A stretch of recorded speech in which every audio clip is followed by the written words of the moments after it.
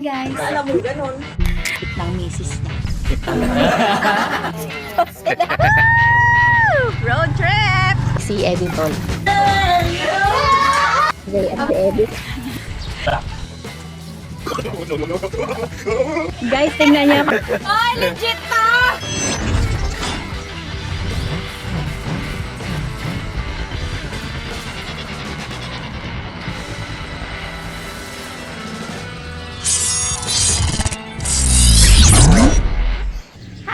Hello mga meses! Welcome back sa ating channel at sa episode na to, tingnan nyo, para akong Amazona. Dahil naisipan kong anihin na yung mga ibang ube natin. Dahil nandito sa likod ng bahay, si Harabas. Ang malupit, bago niya naisipan yung mag-vlog, nagawa na namin lahat. Nakapag-ano na siya ng ube. Nakapag-graph na ako. Nakapag-retouch na ako ng mga namatay nating graph. Nakapagpasingaw na ako. So ano ba yung vlog mo? Wala lang. Kwento mo na lang kung ano nangyari. Nasa yan mga meses, niretoke namin yung ibang mga mga graph. Yan, kita nyo, may plastic labo na siya. I mean, patay, yun yung niritoke. Patay, tapos inano ko ulit, ginarap ko ulit. Ito yun. Tapos na yun. Tapos ito yung sinakuluban lang. Yung ginawa doon. Dinoblehan. Dahil Sinisingaw eh. Kailangan kasi walang singaw. Kailangan ganito siya oh. dapat nagmo-moist yung loob niya. Moist. Ibig sabihin, wala siyang singaw. Ayan, okay lang yan. Ito nga, wala ng moist oh. Sabihin may singaw yan. So, lagyan natin. Mamamatay kasi yan, madadry siya. Hindi pa yan siya, ano eh. Hindi pa siya ready ma-expose. Tabunan ulit natin.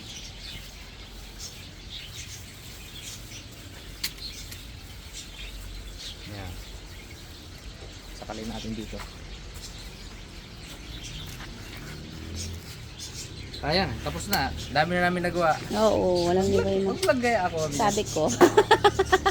At ayun na nga, nagpa-vlog tayo ngayon.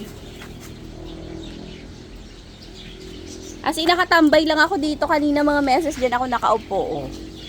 Tingin-tingin lang ako sa kanya. Tapos naisip ko, pitasin ang mga ube. Dahil ano na siya, malalaki na, OA ng laki. Kaya meron ng panungkit, oh, di ba? Gawa-gawa lang yung panungkit na yan. Mahabat ni Atali ay ni Harabas. Ito yung mga naani natin. Chika ko na lang sa inyo kasi tapos na eh. O, yun yung mga pinanunungkit ko at pinagtatatalan ko dyan kanina. Pero meron papasingawan si Harabas mamaya. O, papakita namin sa inyo. Di ba yung last vlog natin? Pinakita niya paano mag-graph. Paano maghukay ng rootstock pala muna. Tapos mag-graph. Tapos ito yung next step. Hindi na namin kayo isasama dun sa next step namin araw-araw na sinisilip namin araw-araw. Hindi yan kailangan. Hindi dapat ganon. May inip ka talaga. Araw-araw. Excited lang. Araw-araw na. Araw-araw nakadungaw kami dyan sa mga... Kaso ngayon, plastic labo na yung balot niya. Hindi na namin siya masisilip. Hindi na. Antay-antay na talaga. Buwasan na ngayon yung time na ano. Dungaw. Kapag tungaw-tungaw. Hindi makaubos ng oras eh. Sabi ko mag-edit ako. Pag dungaw-dungaw ko dito, isang oras na pala ako nakadungaw. Uy, sabi ko. Sayang isang oras ko ah.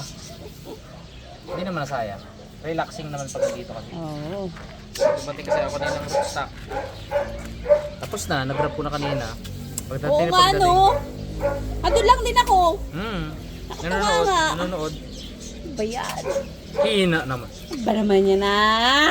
Klaseng vlogger yan. Anyway, ito mga meses yung inabot kami ng 3 AM ni Harabas. Ito yung mga trinabaho natin. Hindi pa yan sure kung mabubuhay pero sana naman mabuhay kayo. Tandaan nyo kung ilan yan mga meses at kung ilan ang mabubuhay.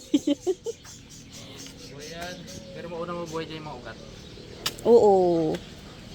Marami rin mga ugat-ugat dyan. Kasi yung ugat di yun maselan, mabubuhay daw talaga yun.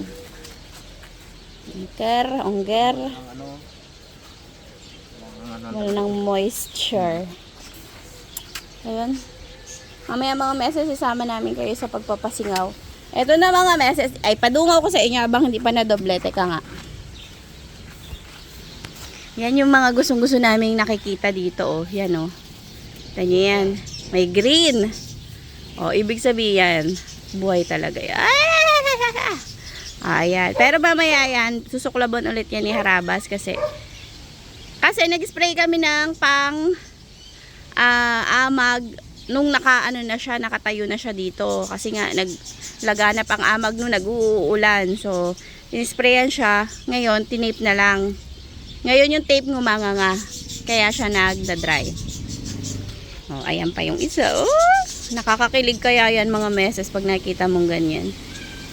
Minsan palabas pa lang, alam namin na palabas na yun. Saan pa ba? Ano di makita yung iba? Etong mga tiyan mo. Etong ginrap nung nakaraan. 2 days pa lang. Oh.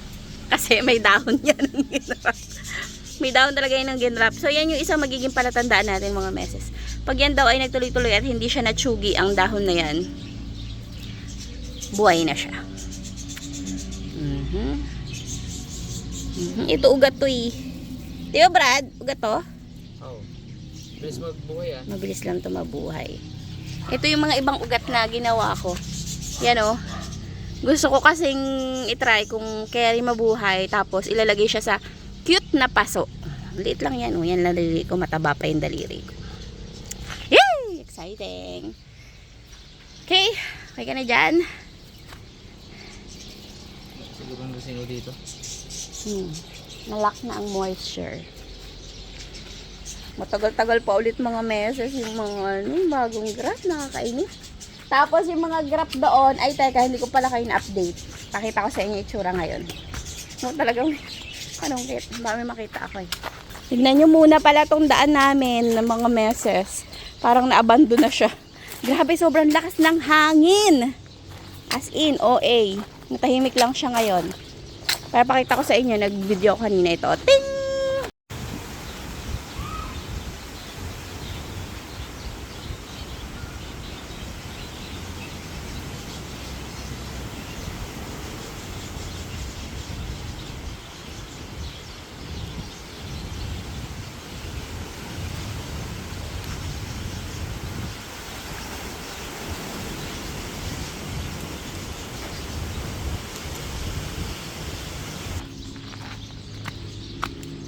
Okay, update. Yan na, yung mga ginraff natin na inabot ng madaling araw. Tinakpan ni Harabas ng brown bag kasi hindi siya dapat na-expose agad sa init. Ngayon, kapag yung plastic lang yung kanyang taklob, tatagos din yung init. So, as protection, pati sa hangin, protection na din yan. Cover natin siya ng brown bag. Ayan sila. Ito ang ating mga bougainvillea na mga binili. Ang main purpose natin ay pang cuttings. Pero still magaganda sila. Diba? Ganda! Yan. Alam niyo, ang dami na yan mga meses pero parang laging kulang. Wala tayong ganitong kulay. Wala tayong ganitong kulay. Ayun na yung hangin. Oh.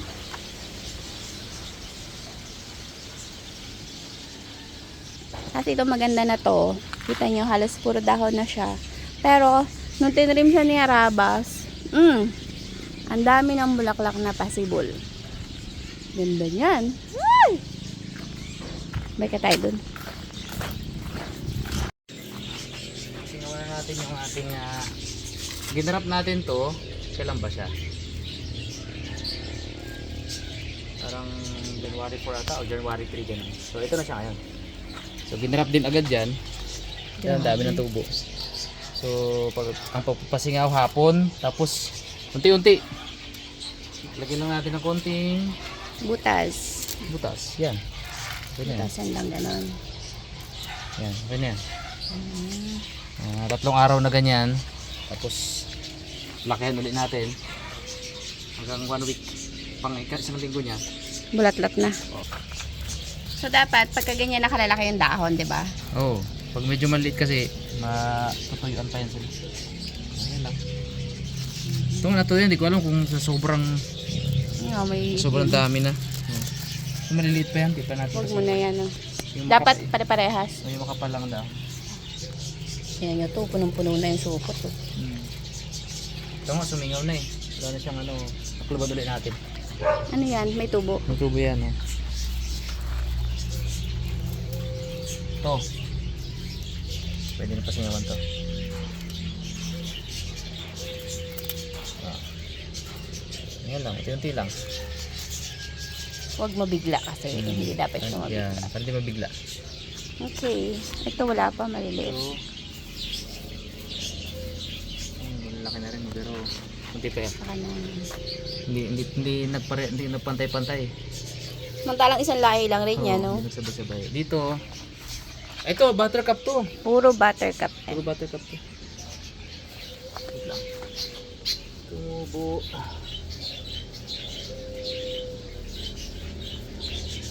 Tumubo yung ano, yung rootstock mismo ito. Mm. Dapat nating tanggalin.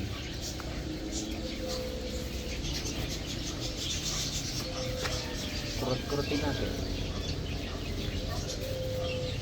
Kasi agawan niya nutrients yung ano, yung Draft. graft.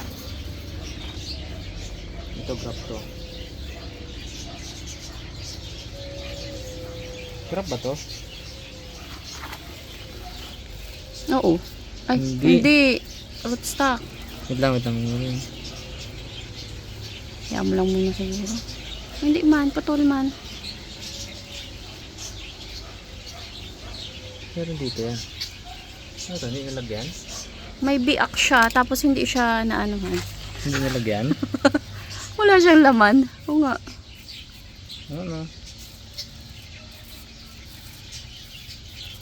Ito ano to yun? Yan, grap yan. Grab to yun.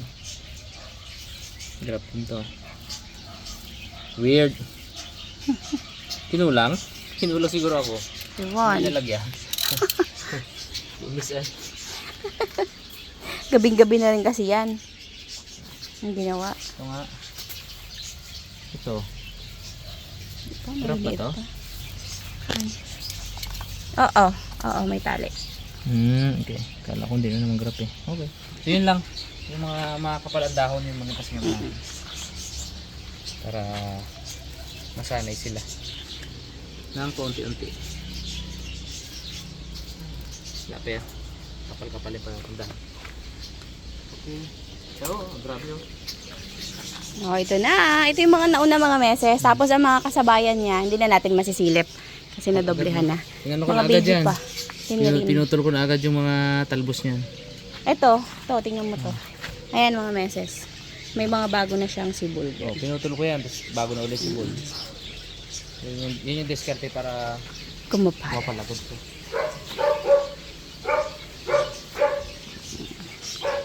At yun, dalawa doon. Yung mga naani mo.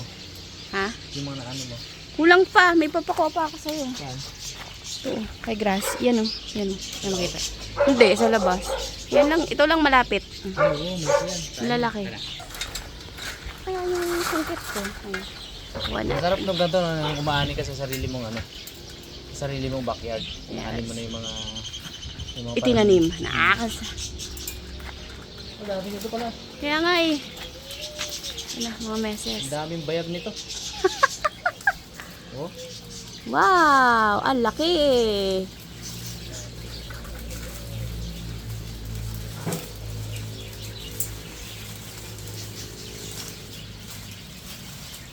Nakatago.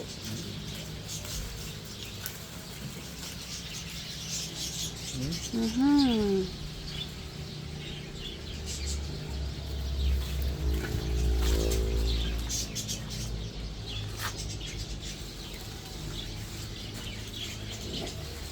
Dami pala dito. Pero maliit pa iba. Dahil pang ani yung sunod. Actually, magulang na to. Ang tagal na nito. Okay na yun. Yun na kailangan. Maliwanag na halaya yan. Yes! Halaya talaga.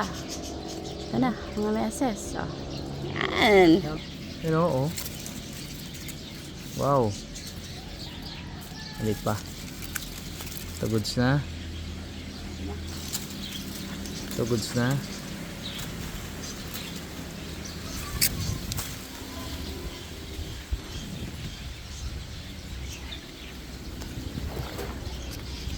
Yung iba maliliit pa. Yan o. Okay na muna yan. Ang dami na. Dami na. Oo. Meron pa silip-silip na amo dun oh. React naman yung isa dun. Ito na ako mga meses. Yun lang naman, pinasilip ko lang naman sa inyo ating backyard. At ang ginagawa ni Harabas dito, katambay lang palagi ako dito. Hindi pa nag-vlog talaga. Ngayon pala isip. Pero yun lang mga meses, pasilip lang naman yun. Kaya ang title natin, pasilip eh. Kaya yun lang. Salamat sa panonood. Hanggang sa muli. Brad, bye! Bye!